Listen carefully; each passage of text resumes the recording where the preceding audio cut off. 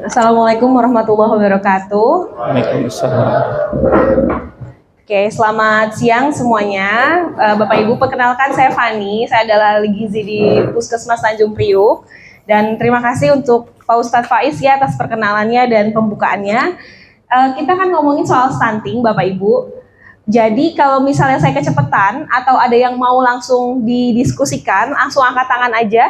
Kita langsung diskusiin ya. Ini mengenai stunting. Sebelumnya udah pernah dengar soal stunting? Apa? Iya, betul. Ngomong gizi. Iya, masa gizi buruk. Oke. Ada lagi? Jadi memang kalau untuk stunting itu banyak diomongin, sering juga dijadiin materi untuk debat kalau lagi pilpres atau pilkada. Karena ini emang adalah satu masalah yang bisa mencerminkan masalah negara kita ke belakang ataupun ke depan. Emang ini masih jadi isu yang seksi dan terus seksi karena kalau udah ngurusin stunting itu sama aja kayak menghargai kehidupan. Karena apa? Dimulainya adalah ketika ketemunya sel sperma dan ovum. Jadi dimulai dari 1000 hari pertama kehidupan, di mana hari ke-0-nya adalah pertemuan antara sperma dan ovum. Jadi memang ini pas banget dan memang salah satu program pemerintah untuk ngomongin soal stunting ke teman-teman yang mau menikah gitu. Ya, stunting itu apa? Banyak yang bilang kerdil, pendek, cebol, itu bukan stunting.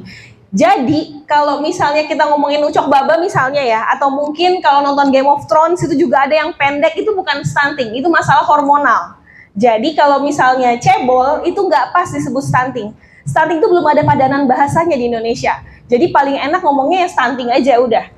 Jadi stunting itu adalah gagal tumbuh dan berkembang pada anak-anak karena kurangnya asupan gizi dalam waktu yang lama. Dari 1000 hari pertama kehidupan, dari mbak-mbak dan mas-mas ini, mulai dari sekarang nih, ini udah bibit-bibitnya udah ada nih kalau anak-anak stunting nih. Kemudian dia sakit berulang nih selama ibunya hamil, ibunya sakit terus. Anaknya lahir sakit-sakitan terus, diare misalnya, itu bisa jadi stunting. Kemudian kurang pula diajarin, handphone mulu. Nah biasanya itu anaknya yang paling gampang jadi speech delay. Sekarang banyak banget penyakit speech delay cuman gara-gara handphone sebenarnya. Ya. Kemudian apakah pendek pasti stunting? Ciri-ciri stunting itu pendek dia. Tapi kok Pak Habibie pendek nggak pinter, nggak stunting Pak Habibie itu? Karena ketika dia balitanya, itu bagus pertumbuhannya. Pak Habibie itu stuck tinggi badannya ketika beliau itu remaja, karena beliau itu belajar terus, jarang olahraga. Dan itu bukan stunting. Kalau stunting itu terjadi pada 5 tahun. Di atas 5 tahun udah nggak ketolong. Jadi goblok terus. Mohon maaf, saya ngomongnya kayak gini aja ya, biar nggak ngantuk ya. Nanti akan ada ceritanya ya. Jadi teman-teman, kalau pendek belum tentu stunting, karena stunting bisa jadi keturunan atau bisa jadi karena masalah gizi yang kurang gitu. Nah, ini adalah gambaran gimana ya? Oke.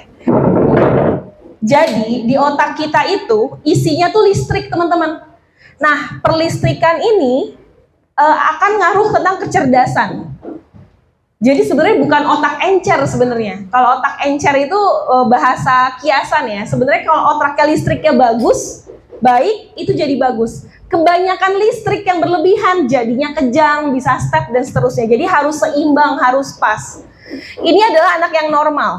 Ini adalah anak yang stunting.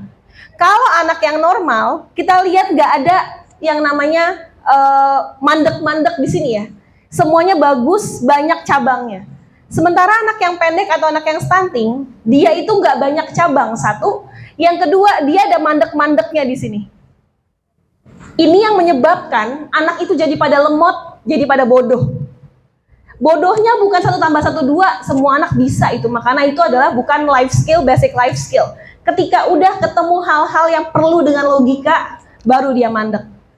Jadi mungkin nggak akan kelihatan di usia 5 tahun, justru kelihatannya adalah nanti ketika dia TK, SD, apalagi ketika dia SMA, kuliah. Mungkin kalian punya nih teman-teman yang, ih gila lemot banget sih nih orang. Banyak kan yang kayak gitu. Jangan salahin, mungkin dia dulunya stunting. Karena dulu belum ada tuh sampai sekarang penelitian kayak gini. Ada anak orang yang teman kita nih, gila lu ada masalah nih, harusnya tuh begini, jangan begini gitu. kadang-kadang cara kita menentukan mana solusi atas masalah kita itu dipengaruhi ini loh, kecerdasan otak ini. Nanti akan dari IQ, akan ke EQ, akan ke SQ, dan seterusnya. Tapi pertama adalah dari kecerdasan ini dulu. Oke, ini adalah yang kelihatan untuk anak yang stunting dan anak yang normal. Ini gambaran fisiknya. Ini di Pulau Seribu tahun 2014. Sama-sama kelas 4 SD, tapi ada yang pendek, ada yang tinggi. Ini juga pasti kita kayak gitu nih di sekolah. Sama-sama kita kelas 4 SD, mungkin kita yang paling puntet gitu ya. Atau mungkin ada yang paling tinggi. Secara fisik kelihatannya kalau misalnya anak stunting dari pendeknya lebih rendah dibandingkan usianya. Ada ukurannya. Kalau secara fisik ya kayak gini.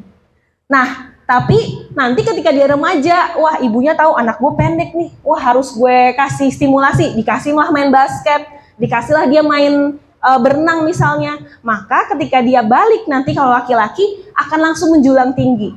Jadi ketika dewasa, tinggi udah jadi nggak lagi penentu stunting atau enggak. Kita patokannya adalah di usia 5 tahun. Itu adalah jendelanya. Setelah 5 tahun, untuk tinggi bisa ketolong, tapi untuk otak nggak bisa ketolong. Dah, stunting apakah gizi buruk? Hampir benar, tapi gizi buruk itu lebih parah. Gizi buruk itu kalau kita lihat video tentang Palestina, banyak anak-anak yang pantatnya udah peot, itu tuh namanya gizi buruk. Kalau stunting nggak kelihatan kayak anak gizi buruk.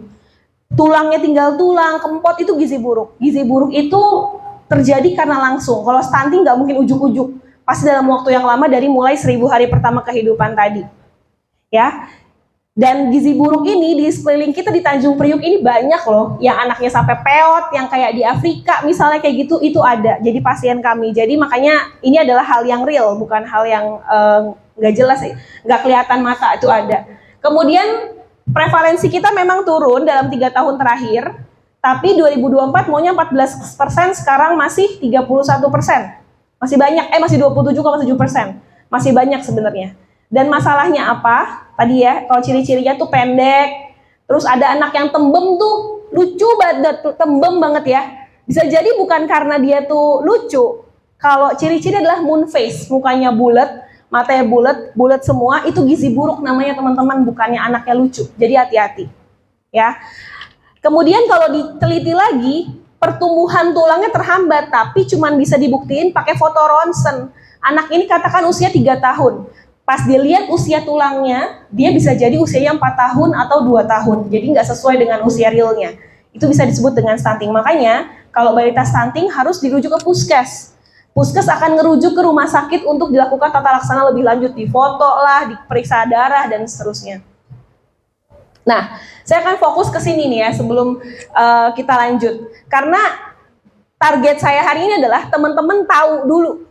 Teman-teman tahu dulu, terpapar dulu, nggak usah berubah dulu, ngoyo banget kalau saya pengen teman-teman langsung berubah, tapi yang penting tahu dulu dan ambil resikonya atas konsekuensi yang akan teman-teman dapatkan ketika teman-teman udah tahu. Karena ini halnya ngaruhnya nanti sih ya. Nih, Bank Dunia menyebutkan kita yang katanya 2045 itu Indonesia emas akan mengalami kerugian sekian nih. Kalau anak-anaknya teman-teman nanti, anak-anak yang sekarang itu stunting semua.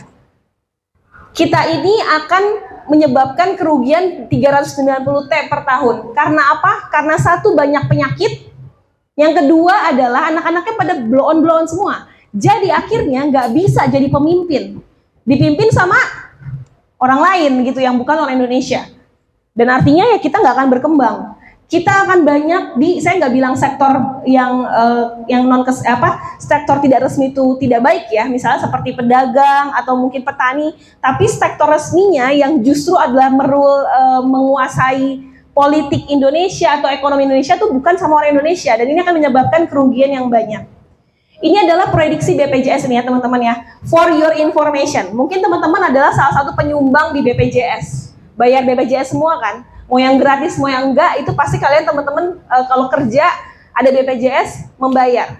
Pengeluaran terbanyak di tahun kemarin adalah untuk penyakit jantung 17,6 triliun. Kita ngebiayain orang mungkin ya, alhamdulillah bukan kita loh yang sakit jantung ya. Tapi kita dengan BPJS ini paling banyak di penyakit jantung 17,6 triliun. Untuk kanker 6 triliun, untuk stroke 5,2 triliun, dan untuk ginjal 2,9 triliun. Ini paling banyak adalah di penyakit-penyakit tidak menular. Ya, jantung, kanker, dan seterusnya. Dan fakta menariknya adalah ya ini di belakang fakta menariknya. Tapi saya mau kasih tahu dulu, ini adalah kebanyakan penyakit tidak menular. Oke, teman-teman, ingat sampai sini dulu ya. Nah, terus apakah cuma ngomongin soal duit? Enggak, tapi ngomongin soal kualitas hidup. Sekarang teman-teman usia dikatakan 25 sampai 30 katakanlah gitu ya.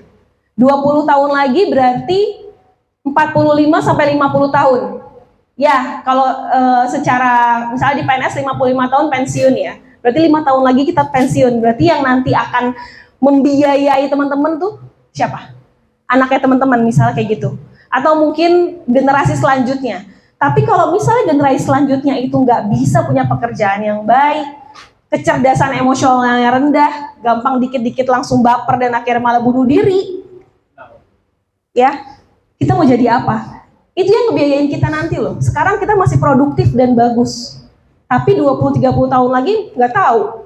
Coba periksa dah ke puskesmas, jangan-jangan pada hipertensi. Coba deh periksa, jangan-jangan pada prediabetes. Karena apa ya? Karena pola hidup kita dan seterusnya, itu beda lagi. Tapi artinya di depan mata kita itu, sekarang kita sehat belum tentu besok iya. Jadi sekarang yang harus dilakukan adalah untuk memberikan bekal. Yang paling penting dari semuanya adalah bukan cuma soal kecerdasan, tapi soal kecerdasan emosional. Punya anak yang baperan misalnya, yang ngomel mulu, yang dikit-dikit nyalain orang tua misalnya, nggak enak kan? Nah, jadi itulah yang harus kita bangun. Anak-anak yang secara IQ-nya itu rendah, emotional quotient-nya juga rendah, teman-teman. Artinya mereka nggak bisa memutuskan dengan baik persoalan hidup, dan kita tahu semakin tua tuh hidup bukan semakin susah, tapi semakin salah. Bukan semakin gampang, tapi semakin susah. Kalau cuma 1 tambah 1 sama dengan 2, Ibu Budi beli 3 apel, kemudian diminta 2 apel aja dia bingung, apalagi ketika dia bertemu dengan persoalan hidup yang kanan kiri semuanya buah si malakama misalnya. Dan dia nggak bisa ambil resiko, nggak bisa melihat itu semuanya, akhirnya malah jadi bludek dia. Bukan cuma masalah kecerdasan dan bukan cuma soal angka, tapi juga soal kecerdasan emosional. Kita punya teman satu orang yang ribet, baperan aja ribet ya kan, apalagi anak sendiri gitu, mau dibuang nggak bisa, amit-amit misalnya ya. Jadi jangan sampai lah itu, maksud saya ngomongin soal kotor-kotornya aja. Ini adalah soal kecerdasan. Anak-anak yang stunting, ya anak-anak yang stunting ini kecerdasannya di bawah rata-rata jelas. Mungkin dia, pasien saya, ada satu orang 3 tahun, bisa dia hafalan surat-surat pendek. Karena itu adalah repetisi, bukan menggunakan logika. Tapi ketika dia nanti kelas 1 SD dikasih soal matematika yang ribet, mungkin akan susah. Gitu, makin akan nggak bisa. Jadi banyak juga, Mbak tenang aja, anak saya memang pendek, tapi dia udah hafal kok surat-surat pendek. Iya kan, setiap hari didengerin sama ibu, jadi cepet nempelnya. Itu tidak menggunakan IQ. Ya, tapi nanti ketika sudah mulai masuk ke yang lebih sulit baru. Oke, lanjut.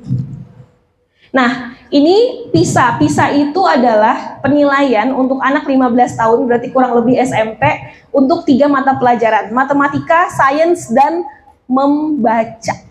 Cuman suruh baca doang ini ya, ikro gitu. Kita, Indonesia, ada di angka 71 dari 77. Oke? Nggak usah jauh-jauh dah, ini ribet Mbak, lihat kayak gini. Coba teman-teman aja deh, kalau misalnya ke rumah sakit atau ke puskesmas atau ke layanan manapun, pasti masih nanya, laboratoriumnya di mana? Padahal ada petunjuk, laboratorium tekanan misalnya kayak gitu. Artinya apa? Literasi kita rendah. Kayak gitu, entah itu males, entah itu apa, cuman orang yang berakal akan diem dulu, dia melihat dulu situasi, gimana ya, oh kesana, belok kanan, dan seterusnya. Itulah yang paling gampang buat memastikan ya. Nah, tapi ini dari 3 hal, matematika mungkin agak sulit, sains mungkin agak sulit, cuman membaca, kita ranking 71. Caranya ngetesnya gini, ada 1 narasi, bla bla bla bla bla bla, suruh baca. Nanti ada pertanyaan dari narasi itu, kayak kita belajar bahasa Indonesia aja. Itu anak-anak Indonesia yang dites adalah angkanya 382. Ini random ya, se-Indonesia ya, bukan cuma anak-anak yang cerdas ataupun yang nggak cerdas, random. Segini nih, ini tahun 2018. Sementara kita kalah dari South Korea, jelas Korea Selatan, Taiwan, Ireland. Kita kalah dari Israel. Kita bahkan kalah dari Thailand. Kita bahkan kalah dari Thailand, tetangga sendiri. Bola aja, kenapa kalah sih bola? Nah ini dia, ini ya, kita kalah ya. Nah ini tahun 2022 naik. Dari kemarin ranking 71, alhamdulillah Indonesia tahun 2002 tuh naik jadi ranking 69, tapi masih yang terendah. Masih yang terendah, dari 72 69 kita. Tetap yang terendah ya. Nah, ini stunting juga menurunkan kualitas sumber daya manusia. Tadi soal duit nih, soal duit. Kita termasuk di lower middle income, yang menengah ke bawah secara umum. Proporsinya se-Indonesia kita di menengah ke bawah. Poinnya cuma 0,53 pendapatannya, artinya itu adalah rendah gitu. Ya ini se-Asia Tenggara. Ini bukti. Sisanya mungkin ya Indonesia ada yang kaya-kaya banget, miskin-miskin banget, tapi tengah-tengahnya segitu, artinya tetap aja masih rendah. Nah, ini adalah yang saya ngomongin soal IQ ya teman-teman. Kita lihat, ini ada penelitian tahun 97, tuh 2, 3, 4. Ada yang 5 jenis anak-anak yang diteliti. Yang pertama adalah dia yang normal nih, yang hitam normal. Dia IQ-nya segini nih. Oke, nah sesuai dengan usia, nah tuh segini deh tuh IQ-nya. Nah kalau misalnya dia tuh yang stunting ini yang 3, tuh 2, 3 di bawah semua IQ-nya. Tapi kalau dia dikasih nutrisi, artinya stuntingnya dibenerin, maka akan naik. Kalau dia stunting doang, lama-lama makin turun. Tapi kalau dia diberikan stimulasi adalah yang biru, naik. Artinya apa? Kalau anak-anak stunting, bukan berarti masa depannya buruk. Selama dia masih di bawah 5 tahun, masih bisa diperbaiki. Ada anak-anak pendek, dibilang stunting sama bu kadernya, punya ponakan ataupun adik gitu ya, stunting, ke puskesmas aja, masih bisa diperbaiki sampai usia 5 tahun. Tapi di atas 5 tahun nggak bisa. 2 tahun itu masih sangat bisa, di atas 5 tahun udah nggak bisa kalau kecerdasan otaknya ya. Jadi tuh cara menganalogikannya kayak gini. Ketika kita sedang 1000 hari pertama kehidupan, anggaplah kita lagi bikin cangkang otak. Cangkang otaknya satu sebesar botol ini, satu lagi sebesar ember. Saya tuang air sebanyak-banyaknya ke botol ini, paling cuma nampung 600 mili. Tapi kalau saya tuang ke ember, lebih banyak nggak airnya? Yang ditampung sama ember? Lebih banyak. Itulah ibaratnya. Airnya adalah ilmu. Saya tuang sebanyak-banyaknya, dia cuma bisa nampung 600 mili. Sementara kalau ember, sebanyak-banyaknya saya kasih ilmu bakal lebih banyak. Artinya apa? Anak-anak yang dulunya stunting, ya cuma segini doang nampungnya. Cangkang otaknya cuma segini doang, dan yang bisa kita lakukan adalah kita memaksimalkan segini biar lebih bermanfaat. Tapi anak-anak yang tidak stunting punya potensi kecerdasannya sebesar ember. Itu bisa, cangkangnya itu bisa kita bentuk dari usia 1000 hari pertama kehidupan sampai 24 bulan atau 2 tahun, dilanjutkan sampai 5 tahun. Ya. Setelah itu ya udah, paslahlah dengan cangkang otak anak-anak Anda dimaksimalkan. Nah, yang berpengaruh adalah 70% di 1000 hari pertama kehidupan sampai usianya 2 tahun. 30% setelah itu. Ini yang tadi akhirnya ngaruh sama ceritanya Pak Faiz ya. Ini teman-teman, ketika nanti teman-teman, konsekuensi dari nikah itu adalah hamil dan melahirkan. Itu adalah konsekuensinya. Di sini adalah usia janin. Awalnya dia berbentuknya itu sperma dan ovum. Sperma itu masuk ke ovum, maka akan terbentuk segala macam, jadinya seperti ini. Di usia 3 minggu dia masih seperti cicak.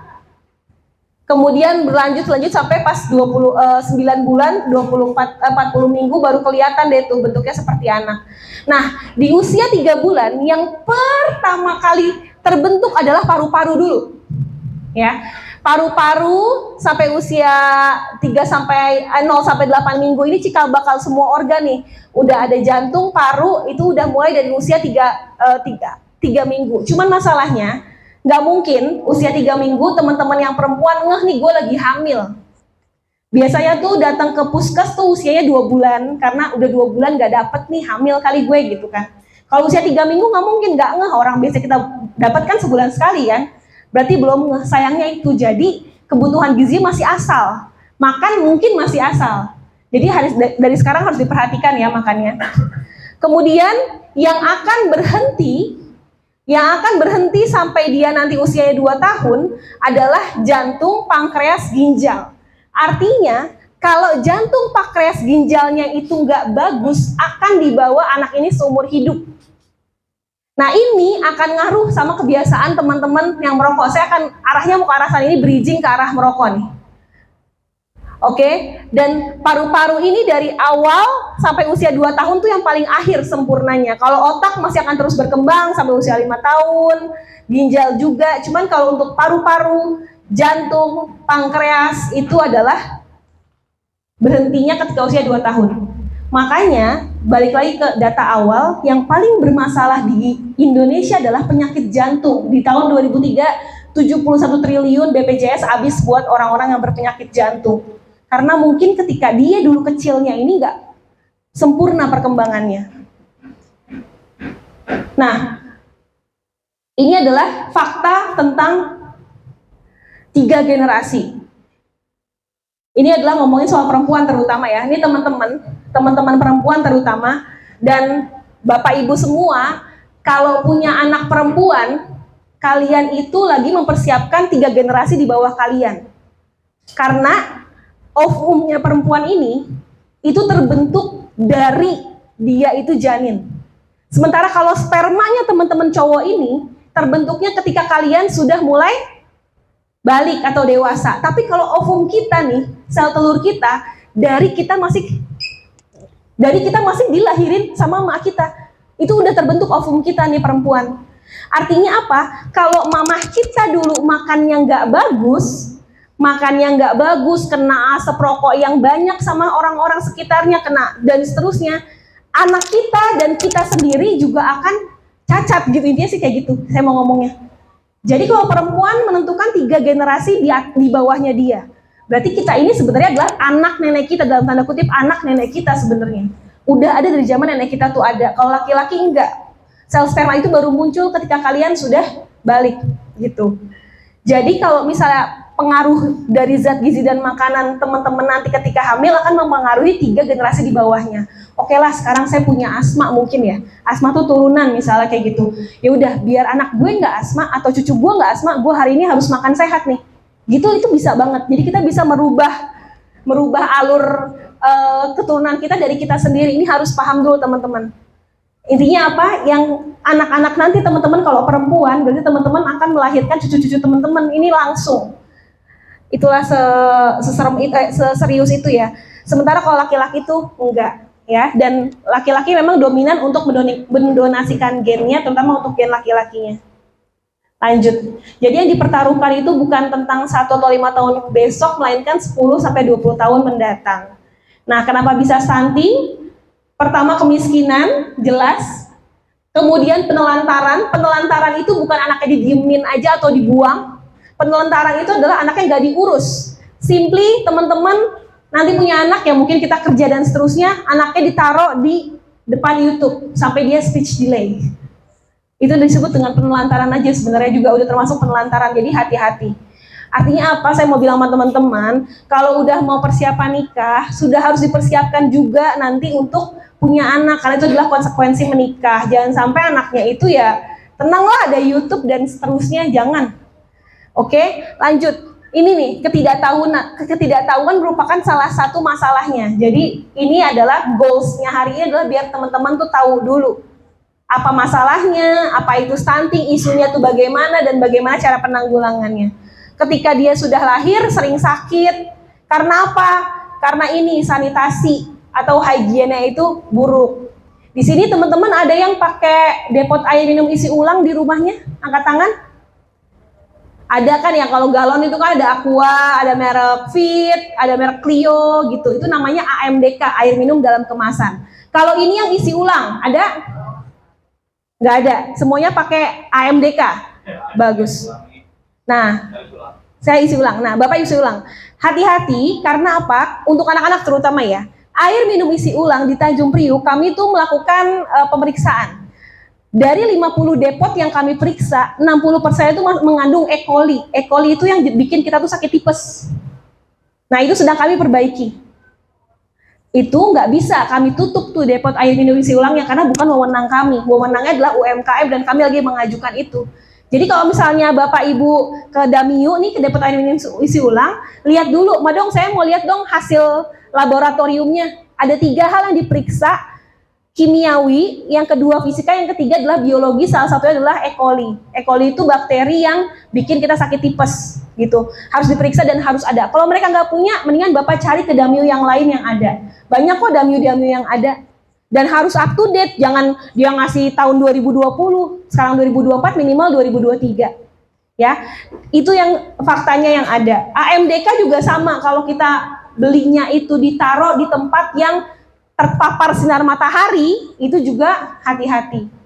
Tapi kalau yang kami periksa itu adalah depot air minum isi ulang. Jadi ya hati-hati. Saya juga pakai Damiu Pak, tapi kalau misalnya untuk anak-anak harus dimasak dulu ya teman-teman, atau untuk adik kita. Nah, ini adalah penyebabnya. Pertama, ketika sekarang nih, ini lingkar lengan teman-teman yang perempuan kurang dari 23,5. Itu tuh udah harus hati-hati. Kan kemarin diperiksa nggak waktu syatin? Bagian sini harus 23,5 cm. Kalau kurang harus diusahakan karena ini adalah menandakan cadangan makanan kita. Kemudian ada anemia atau enggak? Ya, kalau laki-laki bukan, ibu-ibunya. Ada yang kena anemia di sini waktu diperiksa? Nggak ada ya.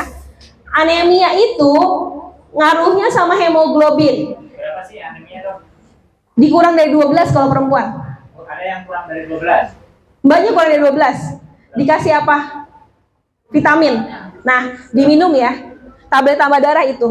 Karena hemoglobin itu fungsinya seperti kendaraan nih teman-teman. Yang akan ngangkut 2 hal, oksigen sama satu lagi adalah zat gizi. Ke ujung kepala sampai ke ujung kaki. Teman-teman makan banyak, mbaknya makan banyak nih, tapi nggak ada yang ngangkut. Yang nggak bisa sampai ke otak, apalagi ke janin. Dok, kalau gitu. sampai malam pertama malah turun sampai 11, masih di 12. Boleh nggak program kehamilan? Program kehamilan itu dari sekarang Pak, makanya kalau misal dari sekarang teman-teman ya, kan kita nggak tahu nih hubungan yang keberapa anak itu akan jadi ya kan Pak. Nah makanya harus diperiksa, harus dipersiapkan dengan cara tadi kalau anemia diusahain selesaikan dulu masalah kesehatan anemianya. Berarti harus cek lagi. Harus cek lagi nanti. Sebelum akad nikah. Betul. Ya. Kalau masih di bawah 12. Minum, nah ada tipsnya. Pertama minum tablet tambah darah yang dikasih. Kemudian yang kedua banyakin sayuran hijau hati ayam setiap hari. Bisa dong, iya. Kasih makanan bergizi dulu. Iya. Malam pertamanya. Ih, serem ya, nggak, jangan dong. Ya, bumil pendek. Nah, kalau ibunya tuh udah stunted juga, biasanya akan sama. Karena apa? Kalau ibunya tuh pendek, ininya nih bagian panggulnya juga akan pendek. Bayangin kalau misalnya anak itu tuh janinnya itu gimana ya? Janin itu kan fluid itu kan cair ya. Kalau misalnya dia tuh cuma dikasih tempat segini, jangan harap dia bisa tumbuh sebesar lebih dari itu, nggak mungkin dong. Jadi makanya kalau ibunya pendek, kemungkinan anaknya pendek. Kemudian ini nih yang paling agak sedikit serius adalah paparan nikotin dan asap rokok, baik itu aktif maupun pasif. Dari sini saya akan banyak kebahas soal rokok karena saya yakin Bapak Ibu di sini 90% ngerokok. Bapak sih terutama ya. Dan perempuan menjadi penikmat dalam tanda kutip asap rokok itu. Padahal kita nggak nikmatin enaknya ngerokok kayak kalian, tapi kita yang harus menghirup asap rokok itu. Dosa itu namanya. Zolim. Karena parah banget, nanti akan ada di sini. Biasanya kalau misalnya ada anaknya kenapa-napa, ketika lahir yang ditanyain, istrinya sih makannya nggak betul, istrinya sih nggak bener ngerawat dirinya. Padahal paparan asap rokok itu sengaruh itu. Ya, ini adalah transmisi resiko stunting akibat merokok. Saya ambil dari Prof. Teguh paparannya. Beliau ini seumur hidup beliau dia adalah dosen besar UI FEB, Fakultas Ekonomi UI. Dan dia neliti soal rokok. Seumur hidupnya dia menjadi akademisi. Dan dia bilang, jalur konsumsi rokok itu ada dua hal yang bikin anak stunting. Pertama, rokok duitnya itu dipakai buat ngerokok dibandingkan buat makan di sini. Jadi akhirnya nutrisi keluarga terabaikan. Karena rokok adalah menjadi bagian dari oksigennya dia. Kalau enggak dia bisa mati tuh orang mungkin ya kalau nggak ngerokok. Akhirnya harusnya bisa buat telur, bisa buat susu, bisa buat daging emaknya atau anaknya nggak dikasih. Jadi stunting. Yang kedua, pendapatannya tuh habis karena penyakit kronis. Kan ada BPJS. Iya BPJS emang PP antara rumah sakit, rumah kagak pakai duit. Ya, kita ngantin orang tua kita berobat nggak pakai duit, bayar Grab minimal kalau nggak ada mobil. Kan pakai duit. Nah, itu adalah salah satu uang yang harusnya bisa dipakai untuk makan, nggak dipakai. Kemudian yang kedua, nanti akan bahas juga soal vape misalnya ya. Paparan asap rokok, karsinogeniknya itu bukan cuma nikotin tapi ada polisiklik, aromatik, lalalala, susah namanya bla bla bla. Terhirup sama ibu perokok, sama kita nih perempuan yang ngerokok, yang tidak merokok tapi perokok pasif, masuk ke sirkulasi melalui janin, ke plasenta nih, ke calon anak-anak kalian. Terus dia akan mengganggu pusat hipotalamus. Hipotalamus itu adalah awal-awal dari semua hormon. Akhirnya jadi menunda pertumbuhan dan akhirnya jadi stunting. Karena hipotalamus awal-awal itu soal hormonal ngaruh banget sama ini nih, zat-zat yang susah namanya ini nih. Oke, nah dampak konsumsi rokok pada kemiskinan. Kemungkinan stunting dan anak perokok itu, jadi kalau misalnya orang tuanya ngerokok dan anaknya stunting, itu lebih tinggi 35%, anak yang stunting lebih tinggi 35% dibandingkan anak yang dari bukan yang perokok, intinya kayak gitu. Gimana cara ngomong saya? Susah ya? Kalau orang tuanya tuh ngerokok, resiko stuntingnya lebih tinggi 3,5% dibandingkan orang tuanya yang tidak merokok. Nah, tumbuh kembangnya pun sama. Kalau orang-orang yang non perokok bisa tinggi, berat badannya tuh bisa lebih naik 1,5 kg setahunnya, satu bulannya. Sementara anak-anak yang merokok itu lebih rendah untuk pertumbuhan tinggi badannya. Ngaruhnya di mana ya? Tadi yang mikrosiklik tadi masuk ke dalam, nggak kelihatan, tapi ngaruh. Ya, jadi perilaku merokok itu sangat pengaruh sama anak-anak yang stunting. 100% anak stunting saya di Tanjung Priuk ini semua bapaknya perokok memang. Kebetulan nggak? Kayaknya sih kebetulan ya, enggak. Bohong kalau kebetulan, nggak kebetulan. Ya oke, terus ini adalah masalah ya. Nih, ini di daerah Demak nih penelitiannya. Cuman di sini juga mungkin akan relate. Merokok itu udah jadi candu.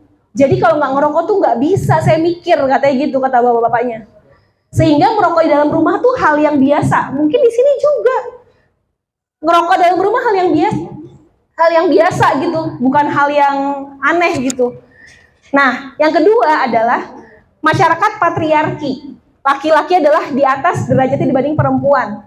Jadi walaupun nanti kalau pengelolaan keuangan yang udah istri yang pegang, tapi pasti ada sekian persen nih buat ngerokok bapaknya. Itu yang terjadi.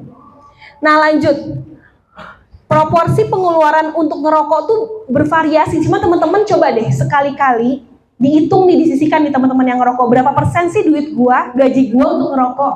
Biasanya di atas 10% sebenarnya. Apalagi sekarang rokok lebih mahal. Dan lebih rendah daripada untuk pengeluaran makanannya dia.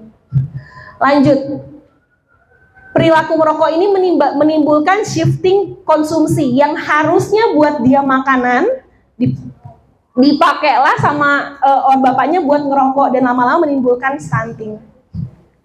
Oke, dan yang lucu, yang menarik adalah, saya minum dulu ya, dari tadi kesendak. Iya. Santai. Oke. Yang lucu adalah penelitian menyebutkan azan ya? Oke, habis azan ya. Satu lagi. Penelitian menyebutkan penerima PKH program Keluarga Harapan 11% itu lebih tinggi untuk merokok dibandingkan orang-orang atau keluarga yang tidak dapat bantuan sosial.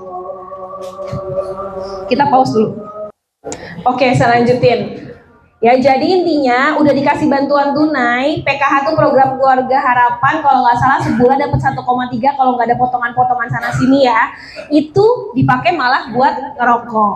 Jadi kartu Jakarta Pintar di KJP di Jakarta itu sebenarnya akan ditarik kalau misalnya ketahuan anak-anak SMP atau SMA itu ngerokok gitu. Jadi salah satu caranya adalah kayak gitu, walaupun diem-diem ngerokoknya ya, tapi jangan sampai kayak gitu ya. Lanjut. Oke. Ya. Ini resiko terhadap asap rokok pasif tadi menyebabkan berat badan lahir anaknya tuh rendah, abnormalitis plasenta. Jadi plasentanya itu lepas dari dinding uterus. Kalau misalnya tahu nih kehamilan anggur, hamil anggur. Nah, coba deh tanyain suaminya ada yang ngerokok enggak, bapaknya ada yang ngerokok enggak? Memang nggak banyak kasusnya, cuman ini terjadi dan ini karena asap rokok. Mungkin suaminya nggak ngerokok, tapi di tempat kerjanya ibu ini banyak yang ngerokok, kayak gitu.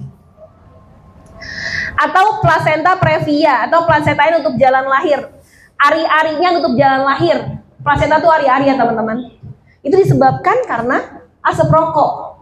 Oke, lanjut. Impaired fetal development artinya perkembangan janinnya itu bermasalah. Kenapa? Karena asap rokok itu bisa masalah gangguan pernafasan dan paru-paru si janin. Jadi pas keluar-keluar amit-amit anaknya ada penyakit jantung bawaan, penyakit paru bawaan. Itu tadi karena waktu di dalam proses pabriknya itu di dalam perut ada gangguan, salah satunya adalah asap rokok.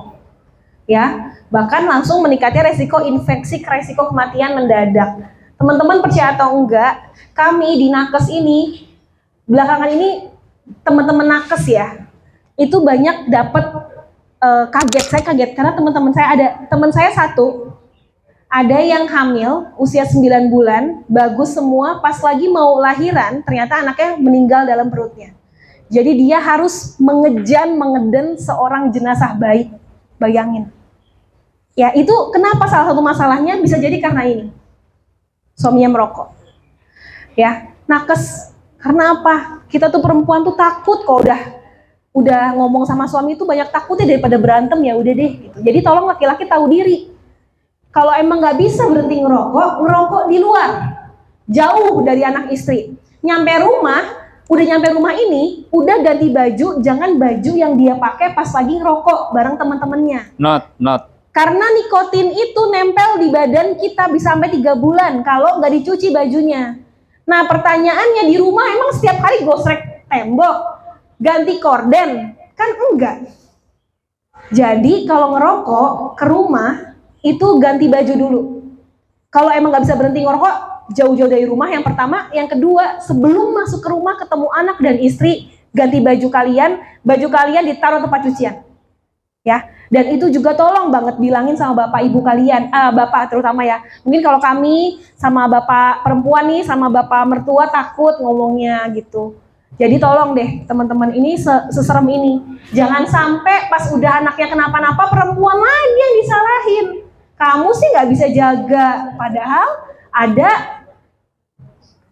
bantuan, dalam tanda kutip bantuan kalian juga, makanya anaknya itu kenapa-napa. Kalau ujung-ujungnya ya namanya takdir, iya, ada takdir yang bisa diubah, ada takdir yang tidak bisa diubah. Soal kesehatan bisa diubah, soal keturunan, oh saya punya orang tua yang seperti ini nggak bisa diubah, tapi yang bisa diubah mari kita ubah gitu.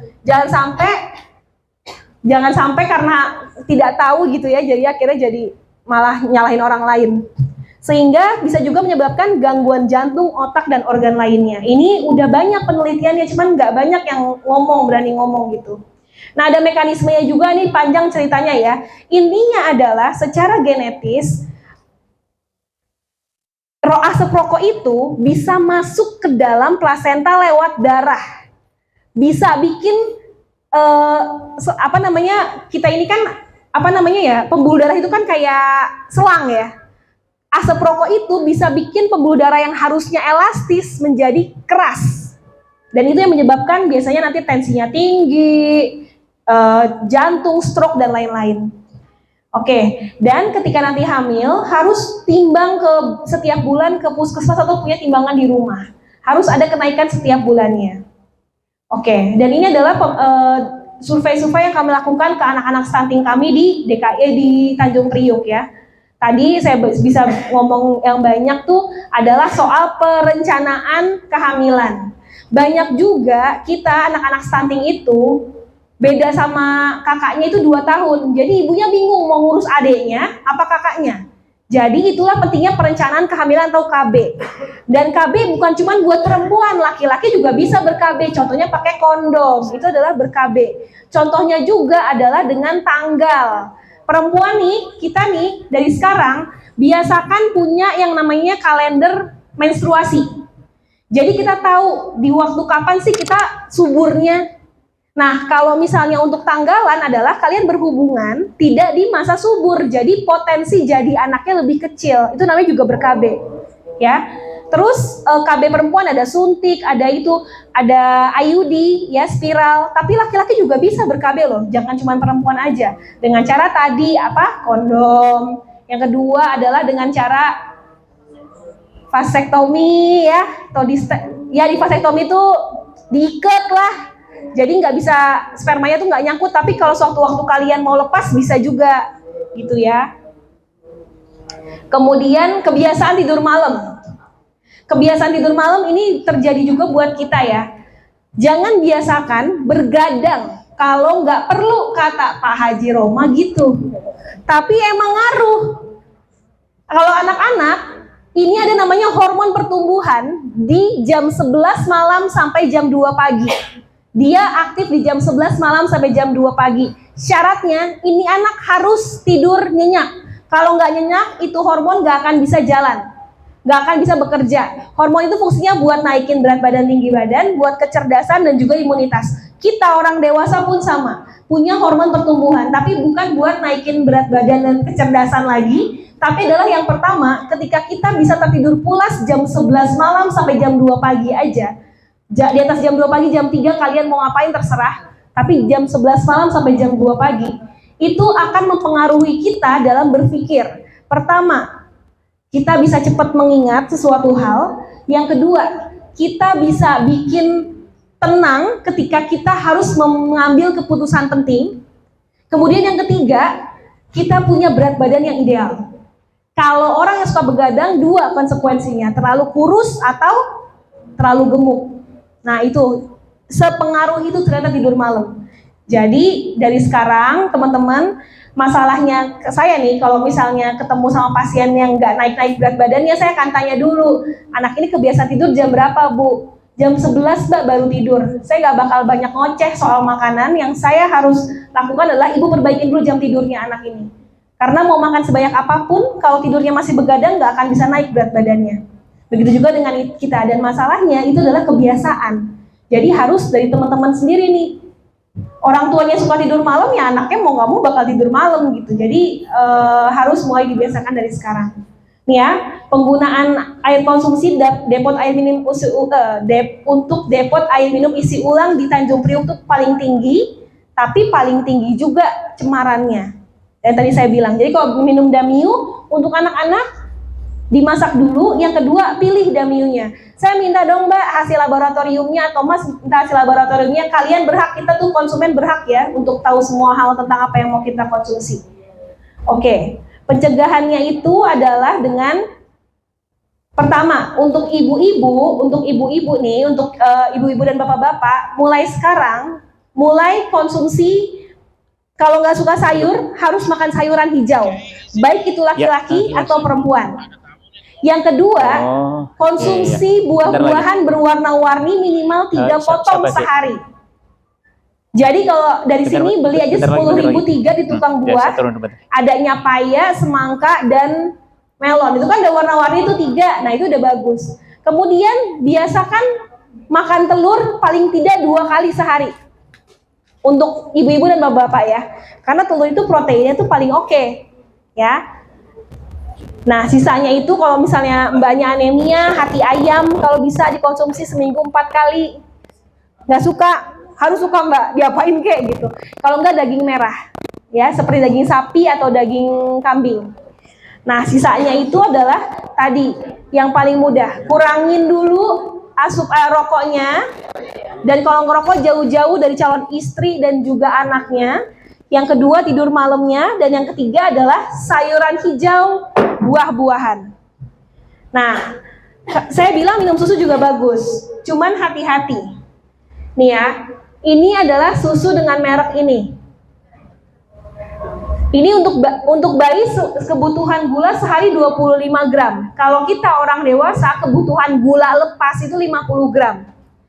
Dengan Mas atau Mbak minum satu kotak susu ini aja, gulanya 29 gram. Setengah dari kebutuhan kita, jatah kita tuh untuk gula sudah dipakai. Belum lagi minum Indocafe Coffee Mix misalnya. Belum lagi minum boba misalnya, teh pucuk misalnya, fruity dan kawan-kawan.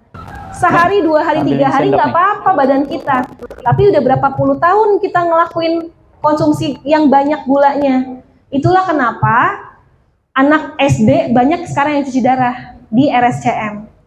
Tren diabetes mulai dari usia 20 tahun. Makanya saya bilang, coba teman-teman periksa deh gula darahnya. Kalau di atas 120 itu udah harus hati-hati. Ya, kalau gula darah nggak puasa ya. Nah, coba, takutnya kayak gitu, karena nggak tahu deh, karena sekarang masih sehat aja kelihatannya. Oke, mungkin itu yang bisa saya sampaikan. Ada yang mau didiskusikan atau ada yang mau ditanyakan? Kami persilahkan. Ada? Iya, silakan. Kalau misal sebelum rencana kita promil kayak nabung sekolah dan itu mempengaruhi itu ya, pengurangan stunting resikonya. Makasih pertanyaannya Mas, pengaruh banget. Pengaruh banget. Mas ini bertanya tadi, kalau misalnya sebelum promil ya, promil itu kan program hamil. Dari sekarang udah mulai promil kalau mau nikah kan. Karena tadi nggak tahu coblosan keberapa ini anak jadi. Bener kan? Nah makanya jadi kita harus mulai promil dari sekarang. Oke? Nah untuk itu dari sekarang, tadi Masnya bilang boleh nggak saya konsumsi asam folat ataupun tablet tambah darah, misalnya vitamin, boleh banget. Boleh banget. Tapi kalau misalnya harus, jadi saya harus beli vitamin nih. Enggak.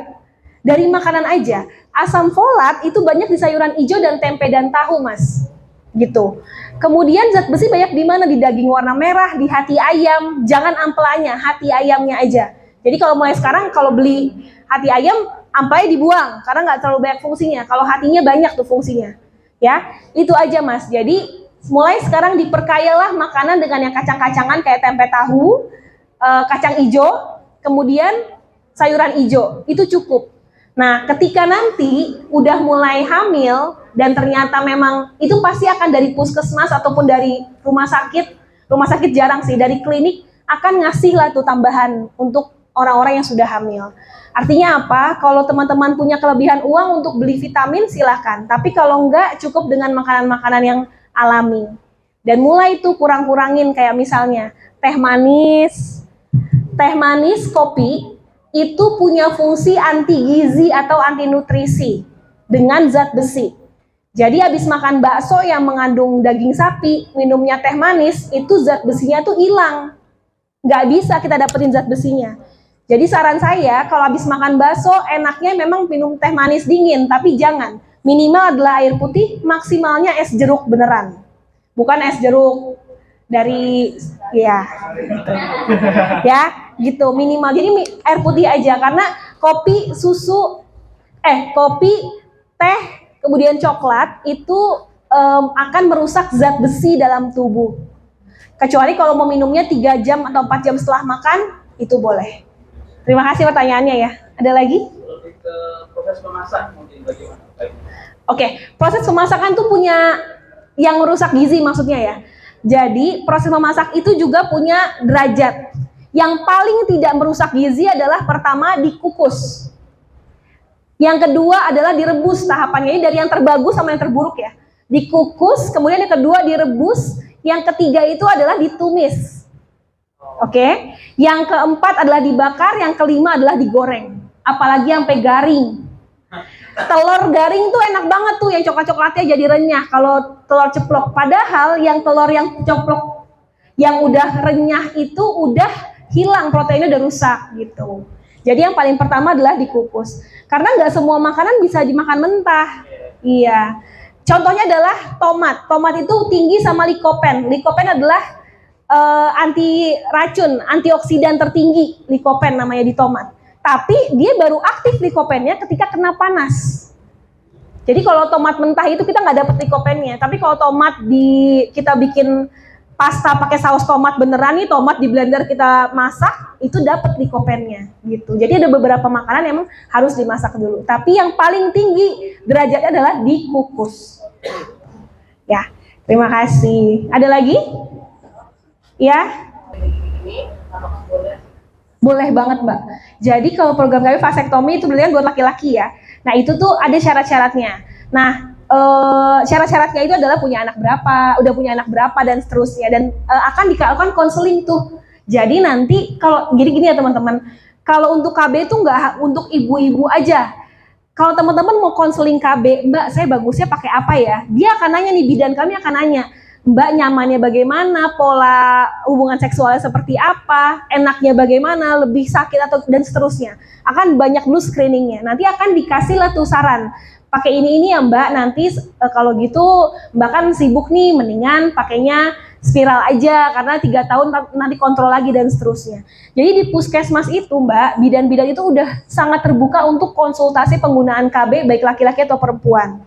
Dan cara pakai kondom misalnya, nggak bisa sembarangan tahu cara pakai kondom gitu, dan ngecek bagaimana kondom itu bagus atau tidak, itu bisa dilakukan di puskesmas. Jadi sebenarnya puskesmas tuh bukan buat orang sakit, fungsi puskesmas tuh buat orang sehat justru. Rumah sakit ada di kecamatan itu untuk orang sakit, tapi masyarakat salah kaprah. Puskesmas buat yang sakit atau buat bikin rujukan doang. Padahal kami dilatih untuk jadi konselor, kami dilatih untuk bisa menjawab pertanyaan orang-orang yang sehat gitu. Jadi boleh Mbak konsultasi aja ke puskesmas terdekat. Bilang itu nggak banyak yang daftar dan nggak ngantri biasanya. Kalau misalnya mau soal KB, dan sangat terbuka ya. Oke, terima kasih. Ada lagi? Oh ya, satu lagi. Ini yang penting mungkin terakhir. Di puskesmas itu ada tentang aduan KDART, kekerasan dalam rumah tangga.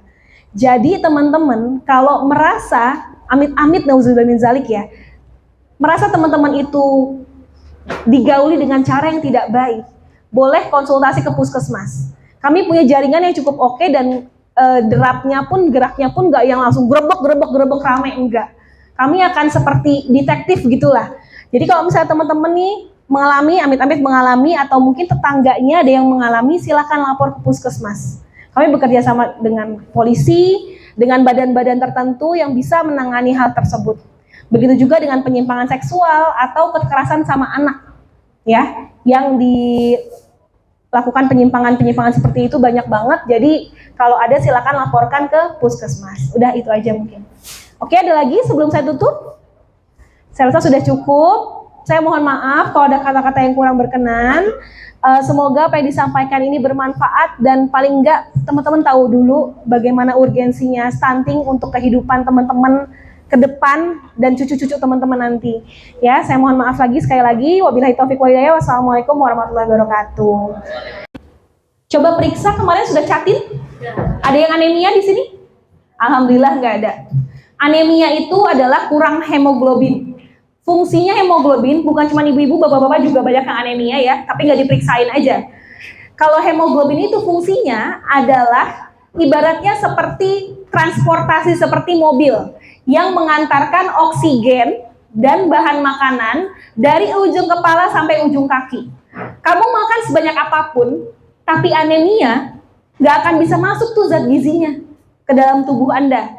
Jadi itulah penting hemoglobin itu harus ada, termasuk ke janin. Kalau pernah dengar kasusnya Amarzoni ya dulu yang sama istrinya yang lama tuh, siapa sih namanya?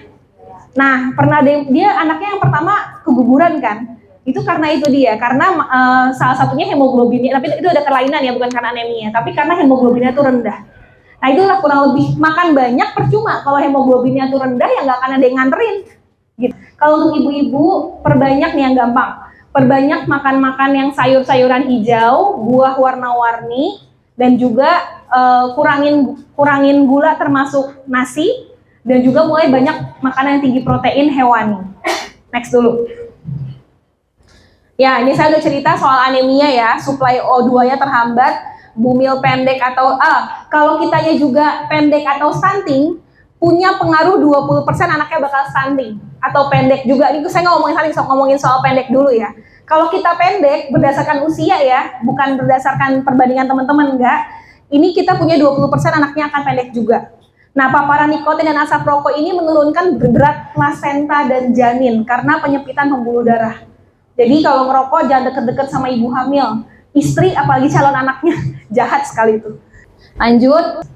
Nah, penyebab kekurangan gizi kronik ini asupan gizi tidak ada yang kuat. Salah satunya disebabkan karena kemiskinan.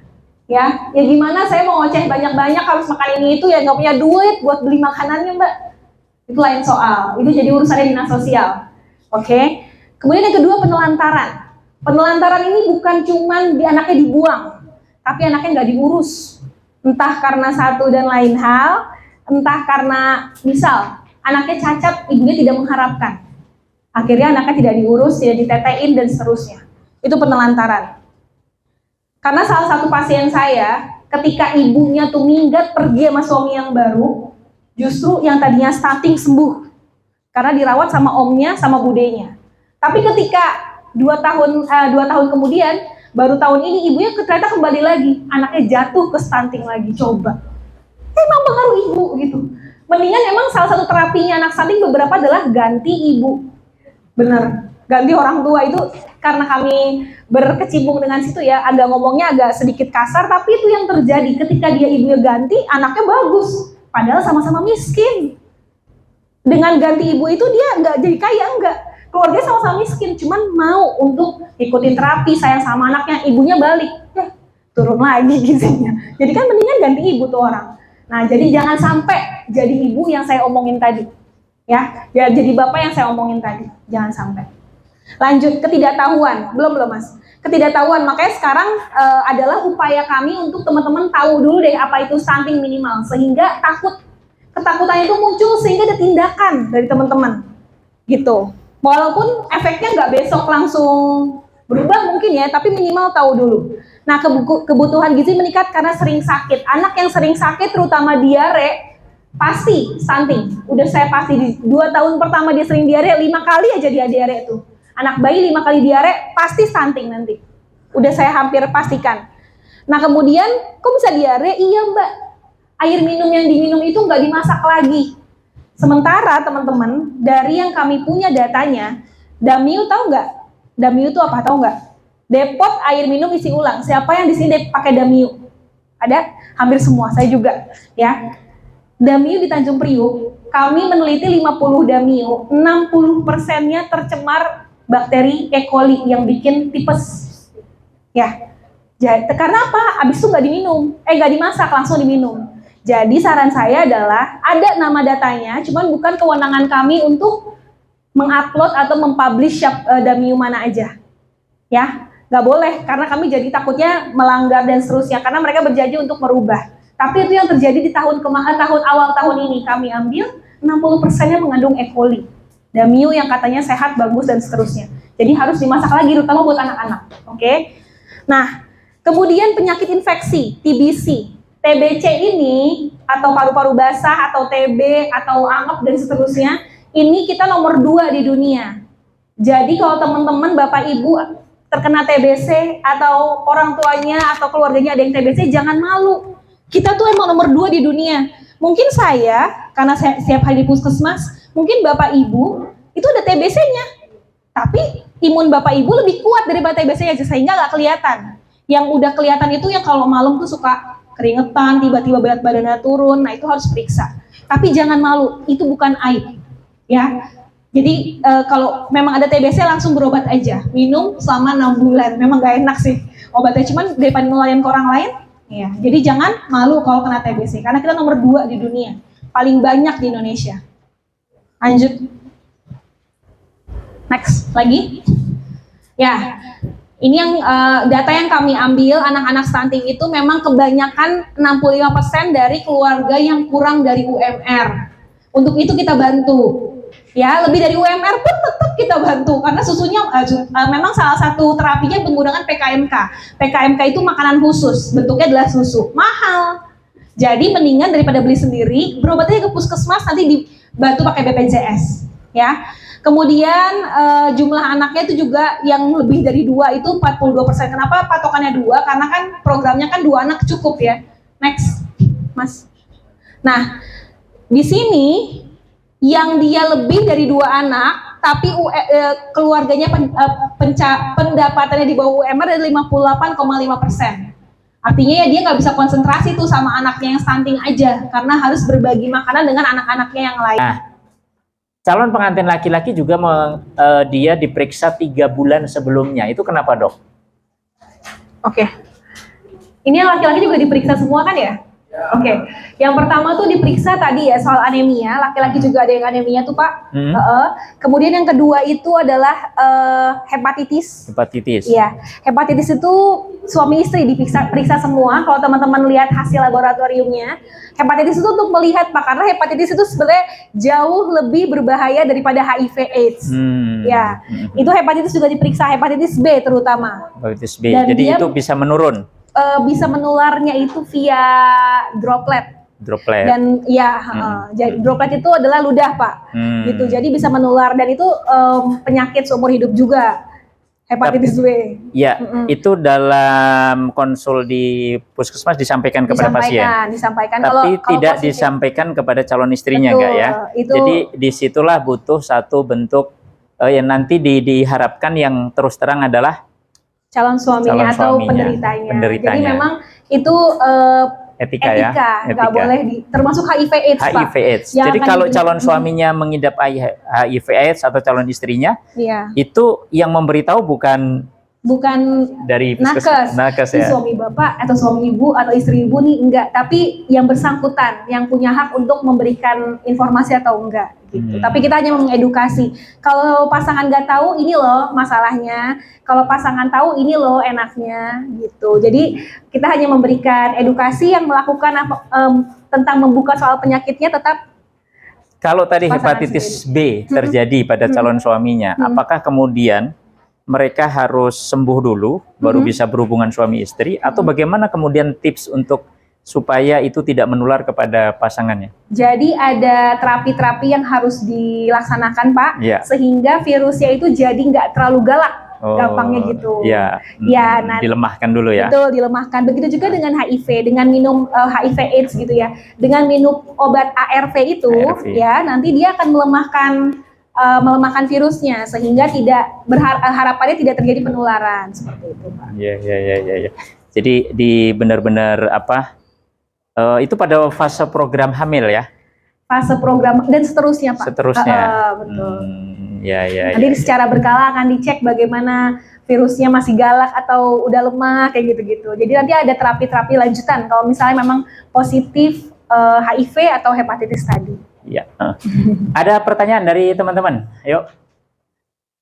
Terutama yang calon ibu nih, mumpung nih loh, jarang-jarang loh, mumpung. Ini bapak-bapak juga Pak, karena beberapa pasien saya nih Pak ya, yang udah stunting atau gizi buruk, itu bapak-bapaknya itu merasa nggak perlu untuk diterapi ke puskes atau ke rumah sakit. Kenapa Pak? Biasanya kayak gini, kalau misalnya ibunya ini nganterin si anak ke rumah sakit, bapaknya nggak ada yang ngurusin. Bapak yang nggak ada yang ngurus itu maksudnya dia harus merawat anaknya yang satunya, harus merawat rumah, sehingga yang tadinya pekerjaan ibu domestik di rumah itu terhalang gara-gara ibunya harus nganterin anaknya ke rumah sakit. Jadi akhirnya bapaknya menolak. Nah itu kadang-kadang yang sedikit miris gitu ya Pak ya. Pertama kita masih ada patriarki yang masih tinggi, kemudian yang kedua tidak ada kerjasama tadi antara suami dan istri. Padahal anaknya sama, anaknya anak dia juga gitu.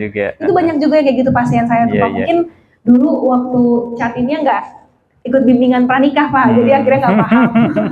Nah, kalau dalam konsep itu kan 1000 hari pertama yang harus disiapkan, itu sejak pembuahan ya? Sejak bertemunya sperma dan ovum, walaupun dia jadi atau enggak. Jadi emang harus persiapan, kita kan nggak tahu nih Pak, kapan jadinya kan Pak, itu kan memang rencana Allah ya Pak, jadi memang harus precaution, artinya harus dipersiapkan lebih dahulu. Gitu. Tadi ada faktor di mana perokok itu menyumbang andil dalam kelahiran anak stunting. Betul. Nah, itu bagaimana keterpaparannya ini kan kalau apa namanya terbentuknya matangnya sel sperma itu itu biasanya berapa hari atau berapa bulan sehingga matangnya sel sperma itu ketika bertemu dengan matangnya sel telur itu kan gitu. Nah, bagaimana kemudian yang sudah perokok berat ini bisa mensiasati gitu kan gitu.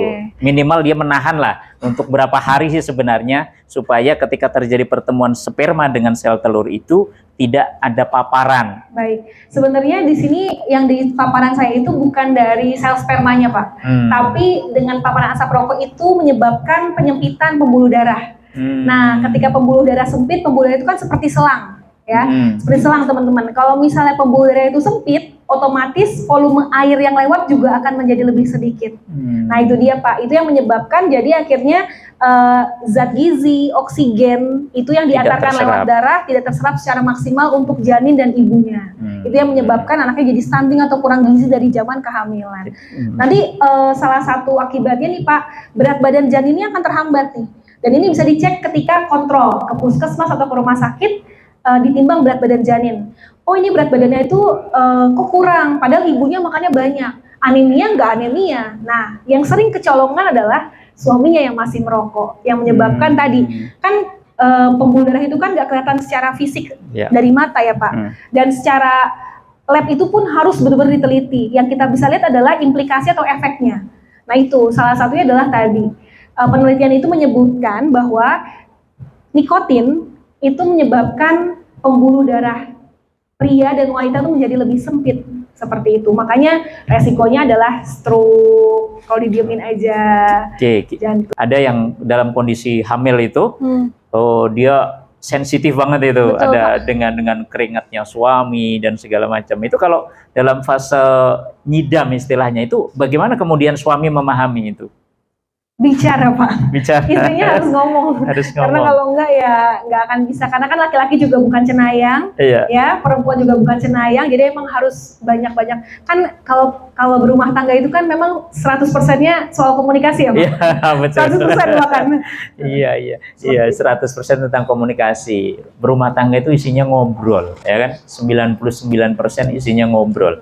Kalau nggak ngobrol, ya ada sesuatu masalah berarti itu. Sebelum tidur itu suaminya nanya, kamu mau cerita apa hari ini, ya gitu, dengerin aja. Kalau ujung-ujungnya dia udah ngorok berarti ya udah biarin saja. Itu masih cerita terus tapi dengan menceritakan ya udah saya dengerin ya gitu. Tapi berikan ruang dia untuk kemudian mengadu, kemudian dia jadilah pendengar yang baik gitu, untuk kemudian menurunkan satu emosi ya, kemudian meredakan stres, karena stres itu juga faktor ya. Ibu yang dalam tekanan, kemudian tekanan batin itu faktor stresnya tinggi, juga faktor resiko juga terhadap stunting. Nah, ada faktor ya di mana kehamilan-kehamilan awal itu biasanya kan yang ibu-ibu hamil kan males makan. Iya, betul, kemudian Pak. males untuk memperoleh gizi yang seimbang. Itu bagaimana suami-suami mensupport itu sebaiknya? Yang pertama, Pak, sebenarnya itu kan bukan masalah mood aja ya, karena secara hormon tuh akan berpengaruh. Tubuh kita juga kaget, tadinya nggak ada apa-apa, tahu-tahu ada benda asing bernama janin di perut ibunya. Jadi itu ada secara hormonal, bukan secara mood aja nih, emang lagi ngidam aja nih, emang emaknya lagi rewel karena ngidam, bukan. Memang secara hormonal itu berubah, Pak. Bukan sakit ya, kalau orang hamil tuh bukan sakit, tapi ada perubahan hormonal yang menyebabkan kebiasaannya jadi berubah. Seperti itu. Jadi itu wajar ya? Itu wajar. Dan yang harus dilakukan suaminya adalah pertama, dia nggak nyaman di sebelah mana. Biasanya tuh kalau mual terjadi adalah di pagi atau sore hari.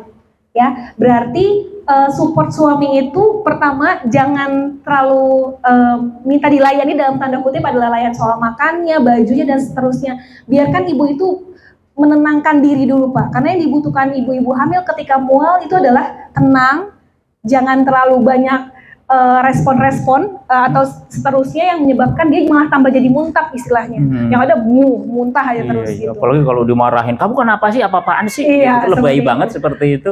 Udah cuma bisa, ibu-ibu nggak akan bisa ngomong lagi tuh, Pak. Komunikasi tidak akan berjalan karena dia akan nahan muntahnya sebenarnya.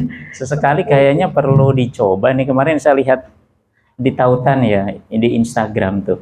Bapak-bapak tuh ngerasain gitu, dia dikasih buah kelapa bobotnya 3,5 kilogram, sama istrinya tuh suruh dilakban gitu. Rasain dah sehari saja bagaimana dia harus jongkok, bagaimana dia harus tertidur, bagaimana aktivitasnya yang berkurang segala macam.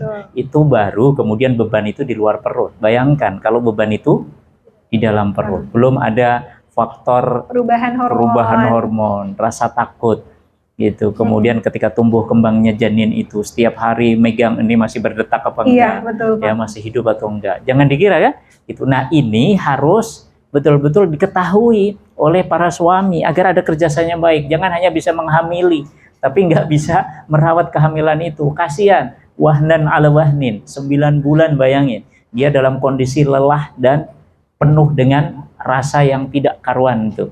Udah begitu suaminya pulang minta dilayani segala macam, minta dicukupi, masaknya harus enak segala macam, kemudian dia harus beraktivitas. Apalagi yang istri-istri dia bekerja juga, harus bekerja di luar rumah, pulang capek, harus kemudian dieksploitasi, harus nyuci, harus ngepel segala macam. Ini sebenarnya mau membunuh apa gimana? Betul. Ya, nah di sini butuh kerjasama. Kalau kemudian anaknya sehat, nggak stunting, itu kan kemudian yang bangga ayahnya juga kan, gitu. Faktor kemudian pembiayaannya jadi berkurang, setidaknya tidak boros satu nutrisinya. Nah, terapi-terapi mungkin seperti ketika kehamilan itu ada ya diberikan doa, kemudian baca Quran, itu bisa menenangkan kehamilannya. Iya Pak, memang itu salah satu bisa dibilang adalah dogma ya, dogma yang membuat kita menjadi tenang. Salah satunya itu seperti doa-doa, kemudian selawat tadi seperti yang Mbak sampaikan. Itu kan lebih ke arah sugesti kita ya, menjadi lebih tenang dan seterusnya. Itulah kenapa kita punya agama dan seterusnya kan ya. Jadi memang sangat berpengaruh Pak. Ya bahkan yang saya harus tekankan juga, salah satu konsekuensi Bapak Ibu menikah itu punya anak. Kapannya kita nggak ada yang tahu. Tapi beberapa pasangan itu merasa bahwa anak itu tidak diharapkan. Karena belum mau nih sekarang, maunya nanti tahun depan gitu. Tahu-tahu ternyata tokcer gitu bilangnya tokcer. Langsung punya anak, sebulan langsung hamil. Secara mental tidak siap. Nah itu bukan cuma soal stunting. Yang lebih berbahaya adalah postpartum disorder Pak. Salah satunya adalah keinginan ibu dan orang ibu terutama untuk tidak sayang sama bayinya. Bahkan ada keinginan untuk membunuh bayinya. Nah, ini ada terjadi yang baby juga. Blues gitu ya. Iya, seperti baby blues. Maka perlu ada komunikasi nih. Betul. Ya, gitu. Kemudian menikah, bagaimana kemudian si istri sudah benar-benar siap belum secara mental untuk hamil? Ya, komunikasi. Kalau memang ternyata bulan ini belum siap hamil karena mungkin masih menyelesaikan skripsi misalnya, atau pekerjaan masih numpuk sekali, ya nggak ada salahnya kemudian KB di bulan-bulan awal, nggak masalah ya. Kan sering ada mitos tapi ini dok. Apa tuh Bu, Pak? Kalau KB itu seolah-olah nolak anak, nolak rezeki, nanti jadi nggak punya anak loh. Tidak, enggak, itu saya tidak setuju dengan hal itu ya Pak. Jadi ya? Itu bukan fakta tapi mitos. Bukan, ya? Itu mitos, itu kepercayaan memang. Kepercayaan itu mungkin Bapak yang bisa menjawab. Tapi yang jelas ini, bukan cuma perempuan yang bisa KB, laki-laki bisa ber-KB. Contohnya adalah menggunakan kondom. Ya Pak, kalau udah pakai kondom, taunya hamil juga. Lah itu kan berarti memang ada rezeki ya. Iya, sudah rezekinya. Nah, jadi yang paling siap itu yang harus disiapkan itu adalah istrinya dan suaminya juga tuh Pak. Mental untuk menjadi bapak dan jadi suami. Nah, jadi kehamilan yang dikehendaki, sama-sama dikehendaki. Gitu. Kalau memang belum siap ya, faktornya ada segala hal dikomunikasikan sehingga ada satu betul-betul ya perencanaan yang baik. Nutrisi apa sih untuk menunjang bagaimana kemudian sperma itu sehat, kuat kalau memang misalnya ternyata lama belum punya keturunan. Kalau yang bapak-bapak konsumsi apa, ibu-ibu konsumsi apa, ada yang bilang kan kecamba, daun kemangi, segala macam itu, seperti apa itu? Oke, yang paling utama pertama itu adalah lihat dulu, perbaiki status masalahnya. Kalau misalnya ada anemia itu diperbaiki, bapak-bapak juga kalau ada anemia diperbaiki. Kemudian yang kedua adalah dari porsi berat badannya Pak. Nah itu akan sangat berpengaruh tuh. Ya, kalau yang perempuan kegemukan biasanya nanti akan ke arah PCOS tuh nama penyakitnya, itu pasti harus ngurangin berat badan. Begitu juga dengan bapak-bapak kalau kegemukan bisa ngurangin berat badan. Selanjutnya Pak, kalau memang ini kan baru mau menikah ya. Kalau memang ada yang sudah bertahun-tahun, itu memang harus ada pemeriksaan fisik tertentu Pak. Pemeriksaan laboratorium, kemudian kalau untuk laki-laki kekuatan spermanya, banyak jumlah spermanya, kelincahan spermanya. Kalau untuk perempuan adalah bagaimana dengan rahimnya, darahnya, hormonnya terutama dan seterusnya. Ada perempuan-perempuan tuh yang lebih banyak hormon laki-lakinya dibandingkan perempuannya. Nggak kelihatan dari luar Pak, tapi memang setelah diperiksa itu, makanya harus terapi hormon.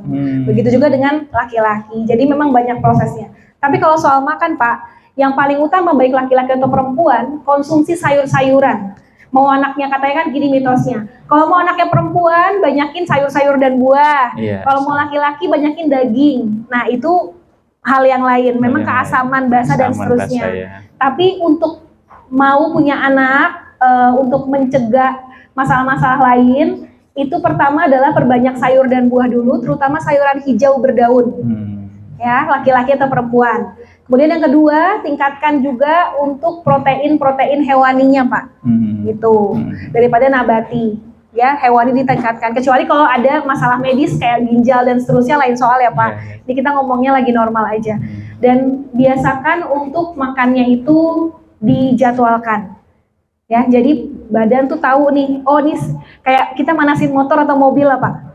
Ketika udah tahu nih, oh bentar lagi mau dipakai nih saya nih, berarti dia harus memanaskan diri. Begitu juga dengan metabolisme kita. Dia tahu nih, oh bentar lagi nih udah jam makan siang nih, ya udah mulai azan habisnya, ya udah mau jam makan siang nih, dia tahu nih udah jam segini, saya harus udah siapin mesin buat ngolah makanan. Nah itulah pentingnya makan terjadwal, seperti itu. Ini harus difahami juga untuk calon suami. Nah, tadi fase kehamilan, ada yang sering konsumsi minyak ikan ya untuk supaya pengen anaknya cerdas. Itu sarannya seperti apa? Kemudian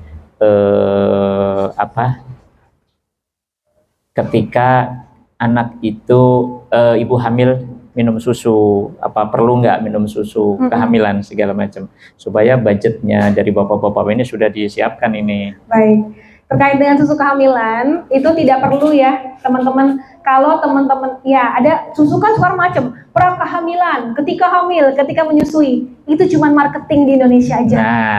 Nah, catat. Kalau misal paling aman susu UHT aja udah yang minim gula.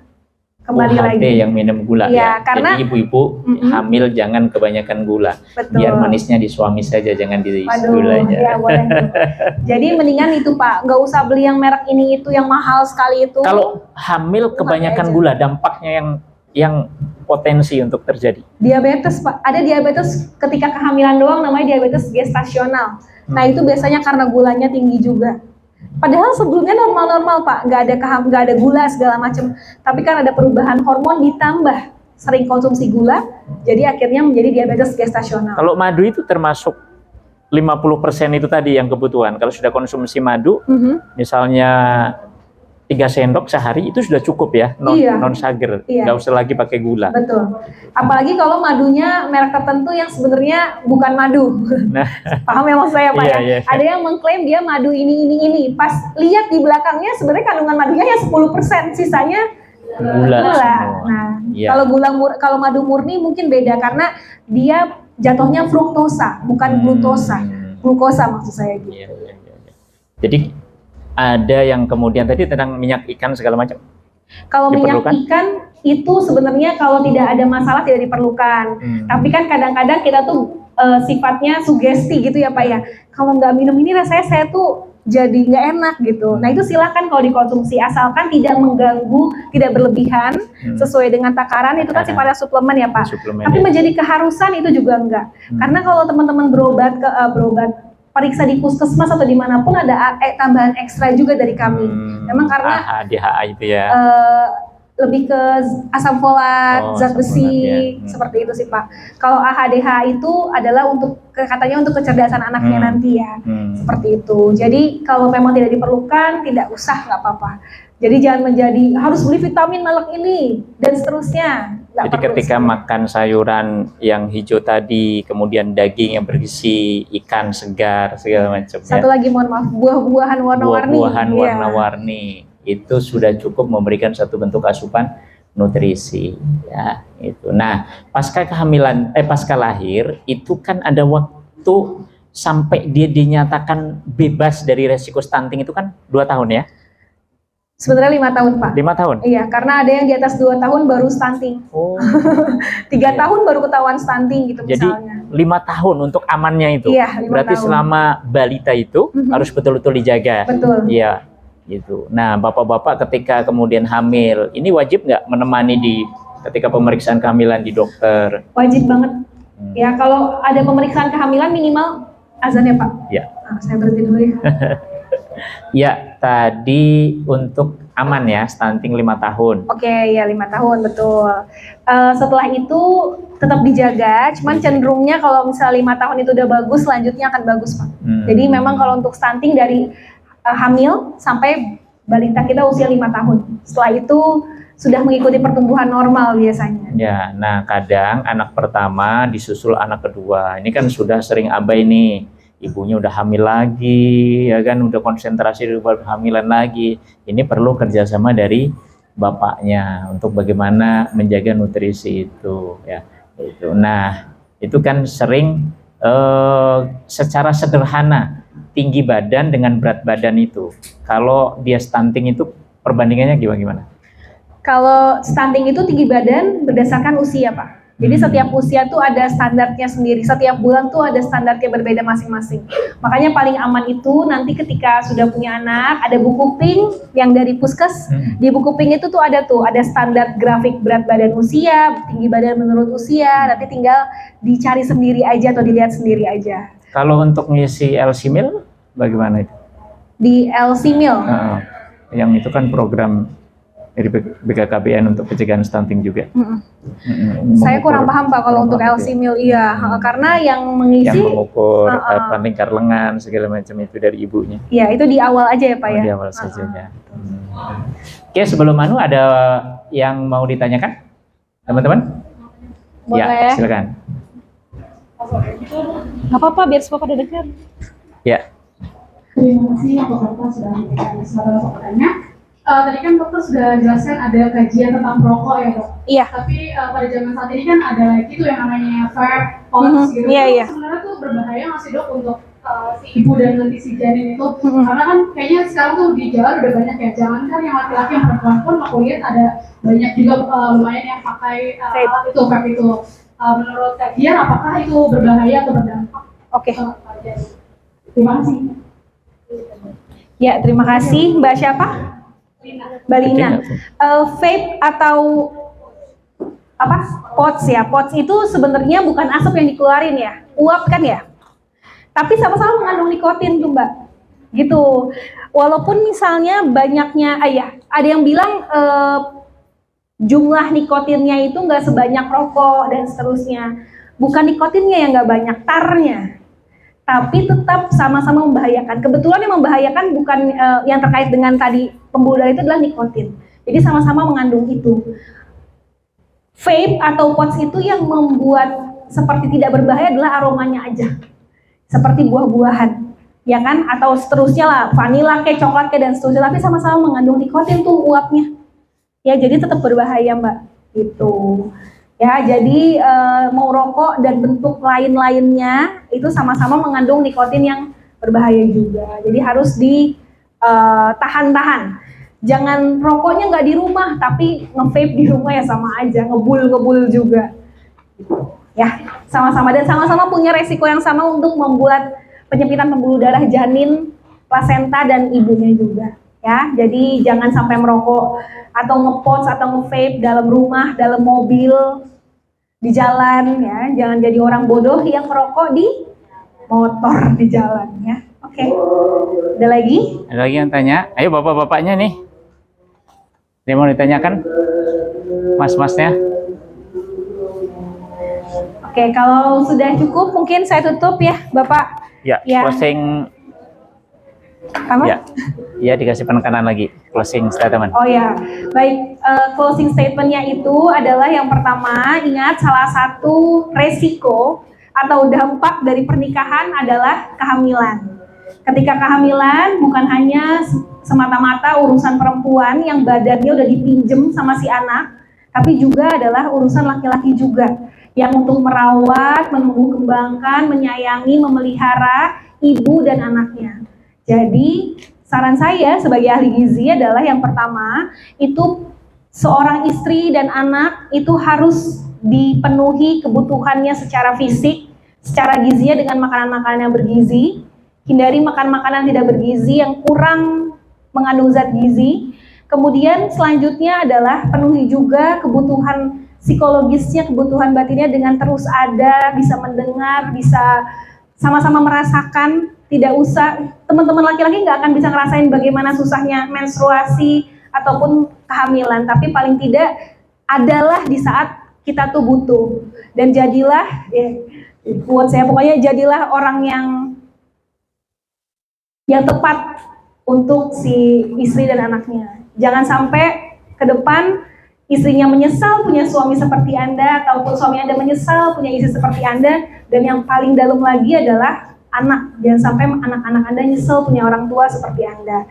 Jangan sampai loh ya, jangan sampai amit-amit. Jadi dengan itu perkaya diri dengan ilmu-ilmu yang praktis tentu saja tentang seperti ini. Kalau ada yang bertanya, ada yang pengen ditanyakan, tanya sama yang ahli. Jangan tanya sama orang yang jawabannya adalah depannya katanya. Ya, tanya sama yang ahli. Dan mudah-mudahan di DKI itu banyak banget orang ahli yang bisa diakses dimanapun. Ya mungkin itu aja secara umum dari saya. Wabillahi taufiq wa hidayah. Saya sekali lagi mohon maaf kalau misalnya ada kalimat yang kurang berkenan atau kalimat-kalimat yang mungkin kasar tadi selama perbincangan tadi. Itu semata-mata adalah biar gampang aja masuk ke otak kita dan ke hati kita, dan diingat terus. Ya, assalamualaikum warahmatullahi wabarakatuh.